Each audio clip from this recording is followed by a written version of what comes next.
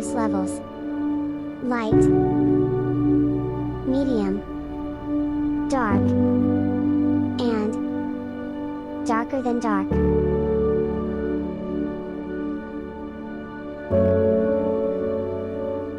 Within these 4 levels, you will find varying degrees as well. Minimal standardization of roast levels across the coffee industry also leads many roasters to create their own names and definitions for their different roast levels. Light roast, intended to preserve a coffee bean's natural aromas and flavors. Light roasts represent the preferred choice of most of the specialty coffee community. They also tend to have a brighter flavor profile than darker roasts. With a dry, not oily, texture, these beans typically reach about 350 to 400 degrees Fahrenheit and just barely obtain the first crack stage. Roasters typically refer to varying degrees of light roasts as light city, half city, cinnamon, medium roast. This longer roast time also reduces the acidity and bright notes typically found in light roast coffees. These beans remain fairly dry and rarely look oily. Raised to temperatures of between 400 and 430 degrees Fahrenheit, roasters typically refer to varying degrees of medium roasts as city, American, breakfast, dark roast. At this level, the taste of the roast itself replaces the coffee beans' naturally occurring aromas and flavors. This creates a bold, heavier flavor profile with low acidity.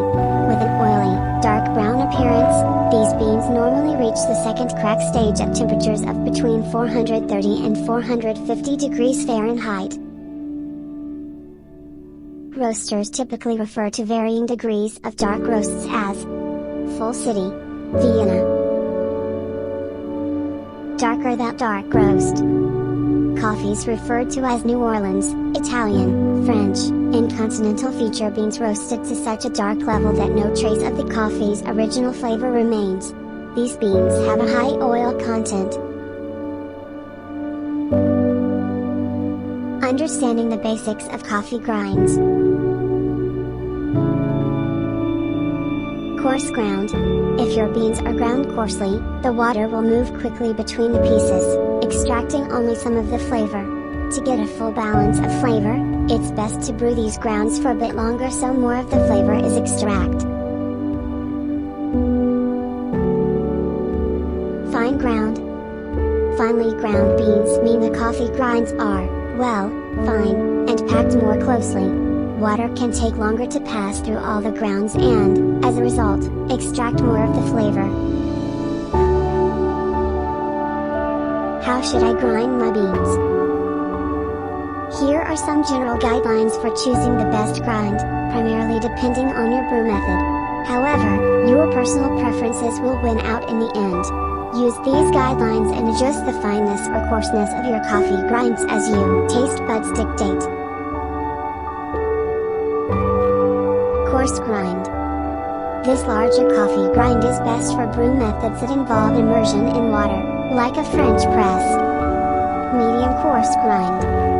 This slightly smoother but still fairly large coffee grind is ideal to use with most pour-over brewers, like a Chemex.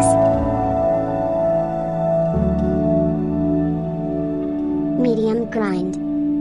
This sandy textured coffee grind is one of the most popular grinds, perfect for drip brewing coffee makers and AeroPress. Medium fine grind. This grind is like silky sand, but doesn't stick together and is another excellent choice for most pour-over brewers.